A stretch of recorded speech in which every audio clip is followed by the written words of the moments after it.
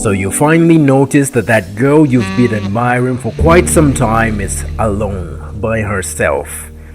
You muster up the courage, take a deep breath and walk up to her. You say something smooth, a one-liner, and she giggles, she laughs, she smiles, and you finally ask for her number and she gives it to you.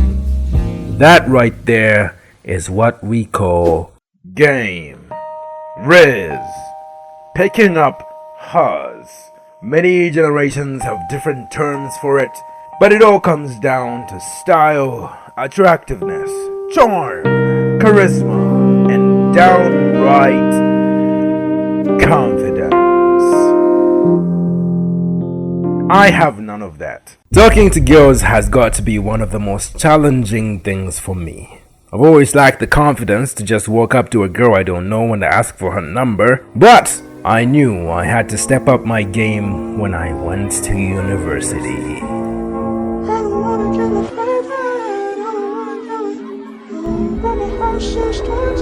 Hashtag gymnastic rocks. I was excited to finally leave my little village and go to university. I was anticipating the university life. The parties, the waking up whenever I want, the hanging out with friends, and all the girls I get to. Fast forward August 2024 and university life was like psych! I had an assignment on the first day of class. The entire first semester was bombarded with surprise quizzes, annoyingly confusing assignments, and nerve-wracking presentations, soul-crushing tests and exams, and every time I'd leave campus and go to my boarding house, I'd have to deal with my idiot roommate using my stuff or eating my food or bringing his friends over. And why the is he sitting on my bed?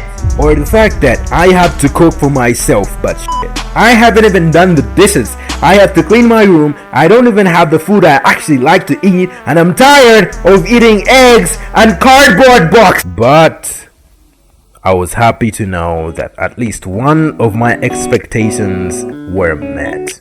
The ladies. Bruh. I was in awe. Girls of all shapes and sizes, bro. Different skin tones and personalities. That was the time I truly realized that there are plenty and better fish in the sea. So, one fateful day, sunny, warm, just lovely. I was in class, knew literally no one, and everyone seemed to know someone, and I was just alone. And as I was tracing my eyes through the classroom, I locked eyes with this girl, and time literally froze. She was a light-skinned baddie. Thick, my G. She was thick!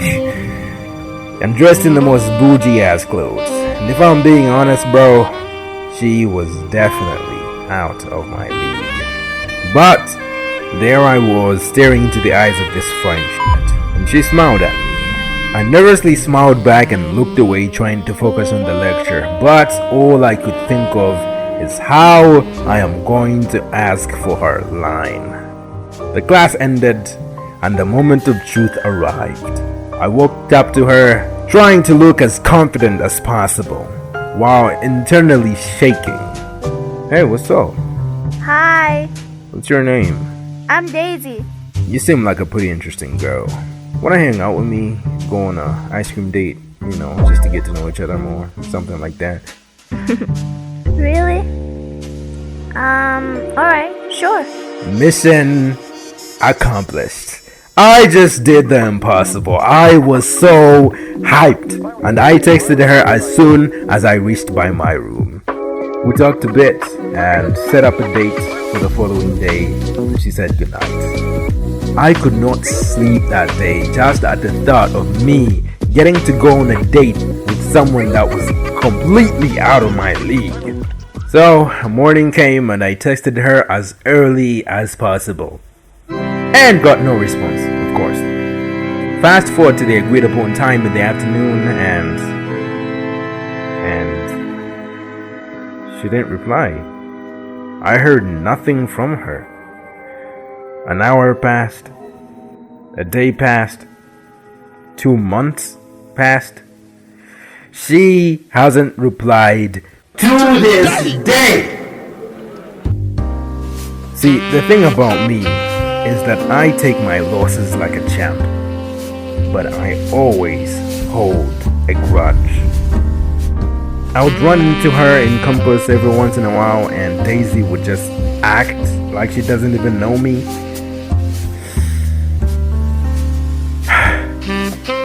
Anyway, fast forward to the second semester. I have moved to a different boarding house, and my roommate was a senior.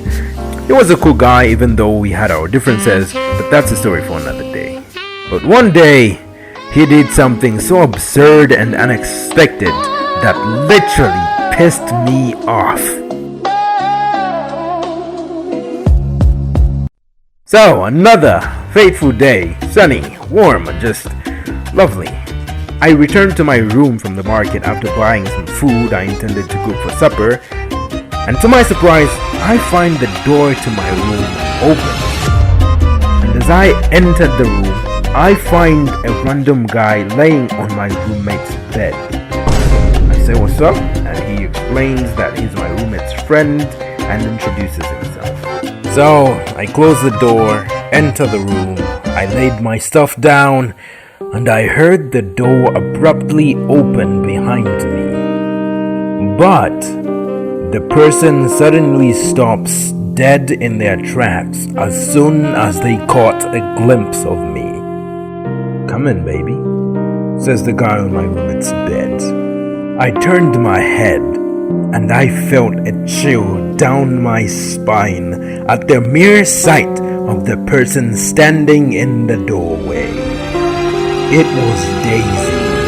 The wheels in my head started spinning as I tried to put two and two together. I got sick to my stomach. I finally realized what was to unfold. These two wanted to fuck in my room. Now, I'm a man of culture. I honor the bro code.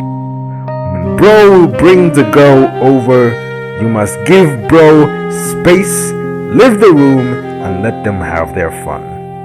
But this guy ain't my bro. And like I said in the first place, I take my losses like a champ, but I always hold grudges. And before I could even decide on a course of action, the guy hands me his phone saying there's someone on the line for me. It was my roommate. He pleads with me to excuse the guy and leave the room for a few hours, and makes this heartwarming speech about how they're homies and they go way back. I think about it. I look at the guy, I look at Daisy, and she was trying so hard not to look at me. I look at the guy again, and I finish talking to my roommate. I cut the call. I give the guy his phone. I grab my laptop, open that son bitch up, grabbed me some snacks, and started watching House of the Dragon. I wasn't going anywhere! They sat there for the next 10 or so minutes watching me watch House of the Dragon with the volume up as I absurdly reacted and laughed out loud to the most slightly comedic scenes until both of them gave up and just laughed. My roommate never brought it up, and I knew it pissed him off so much. But I didn't care, not even a bit. It was so satisfying to get back at the girl that rejected me. And I'm not bitter about being rejected now. I take my losses like a champ. But I always hold a grudge.